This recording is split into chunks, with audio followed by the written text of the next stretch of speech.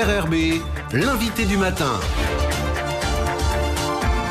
Notre invité ce matin, le docteur Dominique Megraoua, médecin au Centre d'éducation diabétique et diététique. Bonjour. Bonjour. Merci d'être avec nous ce matin. Samedi, la mairie d'Imbéa accueillera le salon du diabète. Ce sera de 9h à 15h. L'occasion, Dominique Megraoua, de refaire un point. J'allais dire, c'est le point annuel sur le diabète. On vous reçoit toutes les années. Peut-être rappeler ce qu'est cette maladie que tout le monde connaît, mais sans franchement la connaître. Oui, alors ce diabète, c'est une maladie chronique, c'est-à-dire une maladie qu'on ne sait pas guérir, et c'est trop de sucre dans le sang. Et cet excès de sucre dans le sang va abîmer les artères, et au fil des années, quand les artères seront abîmées, ce sont les organes nobles qui vont souffrir, le cœur, les reins, les yeux, les pieds, et c'est une maladie responsable de drames humains réellement. Combien de personnes diabétiques en Nouvelle-Calédonie ? Alors aujourd'hui, on sait qu'il y a plus de 20 000 diabétiques en Calédonie, mais seulement 14 000 sont connus, recensés, diagnostiqués, suivis et parfois traités. Ça veut dire qu'un tiers des diabétiques sont diabétiques sans le savoir, et c'est tout l'enjeu de cette semaine de prévention, de dépistage du diabète, où on parle de la maladie pour que les gens qui ont peu de contact avec le système de santé soient encouragés à aller en apprendre plus sur cette maladie et pourquoi pas à tendre le doigt pour mesurer le taux de sucre dans le sang. Alors, 14 000 qui sont suivis. Qu'est-ce qu'on fait des 6 000 autres, à part les sensibiliser en disant venez peut-être vous faire détecter. Ceci étant, comme c'est une maladie entre guillemets qui est invisible, est-ce qu'il y a peut-être des facteurs, des signes qui pourraient laisser à nos auditeurs l'idée de se dire tiens, je vais peut-être aller me faire vérifier quand même. C'est ça, donc le diabète vous tombe pas sur le poil par hasard. Il faut deux circonstances. D'abord et avant tout, ce diabète, c'est une maladie familiale. Donc quand il y a du diabète dans la famille, on est plus à risque de devenir diabétique. Et le deuxième facteur nécessaire, c'est un excès de poids. Donc quand il y a du diabète dans la famille et qu'on a des kilos en trop, eh bien il y a tous les risques qu'on soit diabétique ou prédiabétique. Plus on va intervenir tôt dans la prise en charge de ce diabète, et meilleure va être la qualité de vie et la santé à suivre, parce que cette maladie, c'est une maladie qu'on connaît bien aujourd'hui, qu'on sait parfaitement maîtriser, mais à condition de la détecter à temps. Trop souvent, ce diabète, il est découvert au décours d'une complication aiguë, une crise cardiaque, un accident vasculaire cérébral. Alors, il y a quelques signes annonciateurs, même si la maladie reste longtemps asymptomatique, invisible. On ne souffre pas dans ses chairs. Ça va commencer par un état de fatigue. Alors, malheureusement, dans notre société, l'état de fatigue, on a tous quelques coups de pompe de temps en temps. Il peut avoir beaucoup d'origines. Mais surtout, on va se mettre à avoir soif, très souvent, et du coup à uriner fréquemment. Donc ça doit être un signe d'alerte. Et puis on peut aussi se mettre à maigrir sans pour autant faire de régime. Là encore, c'est un signe d'alerte. Comment est-ce qu'on fait si on a ces signes dont vous venez nous parler? À qui on s'adresse finalement pour savoir si on a du diabète ou pas? Comment ça se passe? Alors on s'adresse à ses professionnels de santé préférés. En général, son médecin de famille. Ça peut être un infirmier si on a un infirmier qui gravite autour de la famille pour des soins, et on a le résultat du test de dépistage en quelques secondes, et ce sera confirmé par un bilan plus complet.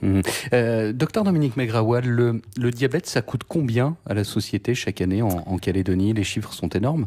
Alors ça coûte cher, ça coûte même très cher. On a affaire à une maladie 9 fois sur 10 évitable. Et chaque année, c'est 7 milliards qui s'envolent des caisses de la Calédonie. 7 milliards, c'est juste les soins? Il y a d'autres choses qu'on peut comptabiliser à côté? Tout à fait, ce sont les soins directs, donc le coût des médicaments, du suivi médical, des examens à pratiquer. Mais au-delà, ça ne comporte pas le prix des hospitalisations, des évacuations sanitaires, toute la perte de productivité, perte d'emploi, baisse de qualité de vie, tout ça n'est pas comptabilisé dans ces 7 milliards.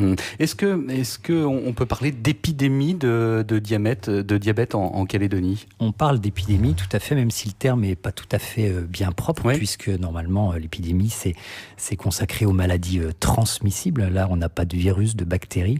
Pour autant, elle évolue sur un mode épidémique, c'est-à-dire qu'elle fait de véritables ravages en Calédonie, mais ailleurs dans le monde.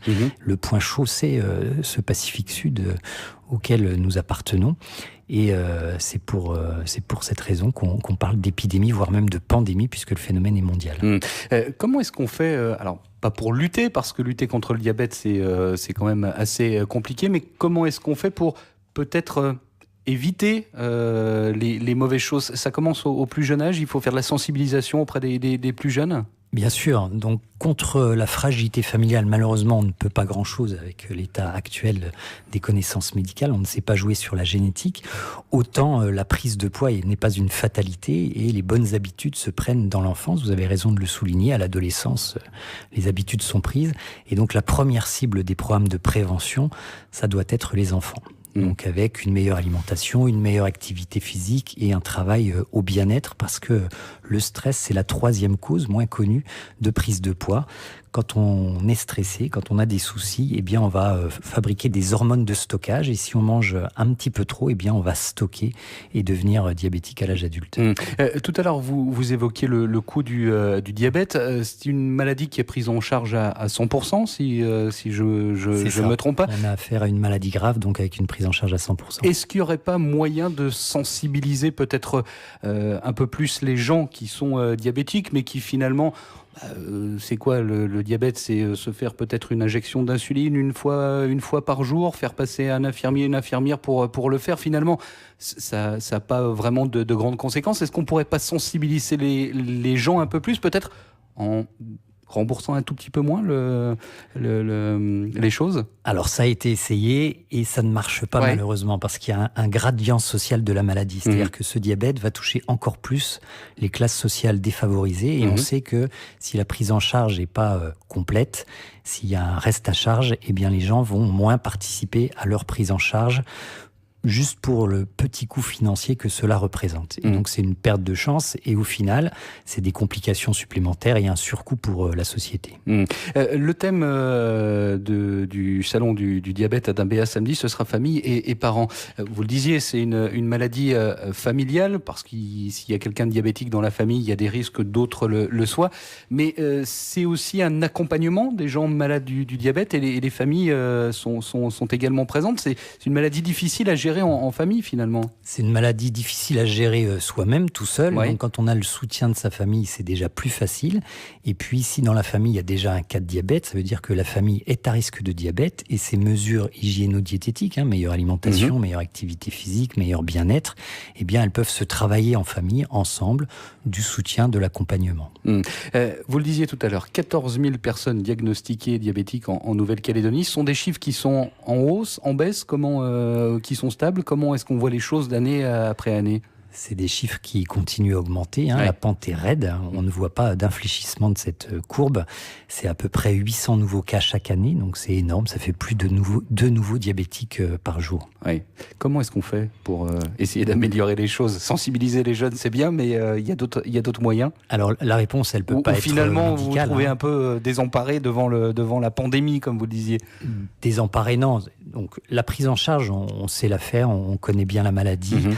Ce qui est difficile, c'est pour le patient de se prendre en charge. Lui, il est devenu diabétique parce qu'il a grossi à un moment donné de sa vie. Ça veut dire qu'il a une hygiène de vie pas terrible. Et donc, il faut qu'il reprenne en main sa santé. C'est difficile. Et quand on n'y arrive pas tout seul, il faut se faire accompagner. Et donc le monde médical a opéré une révolution il y a une vingtaine d'années avec ce qu'on appelle l'éducation thérapeutique, qui dans la maladie chronique consiste à un transfert des compétences des soignants vers les patients pour qu'ils puissent au quotidien s'apporter à eux-mêmes des soins.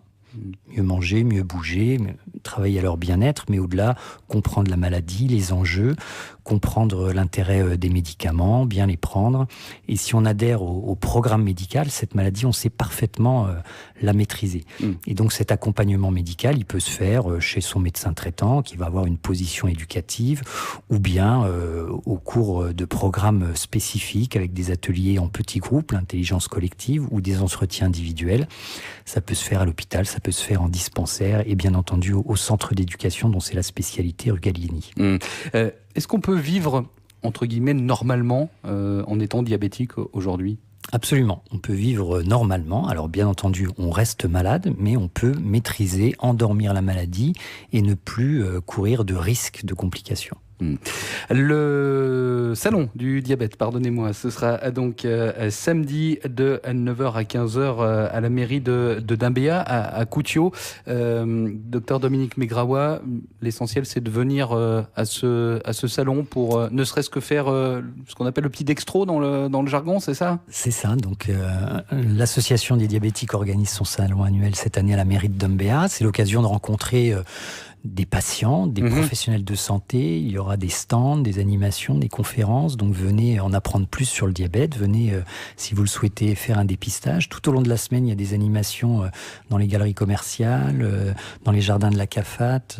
L'agence sanitaire et sociale ouvre son centre d'éducation pour l'occasion toute la semaine à la découverte de ce diabète. Donc profitez de cette semaine de prévention pour vous occuper mieux de votre santé. Mais le diabète, c'est toute l'année, pas simplement pendant la semaine de prévention. On est bien d'accord. Entendu.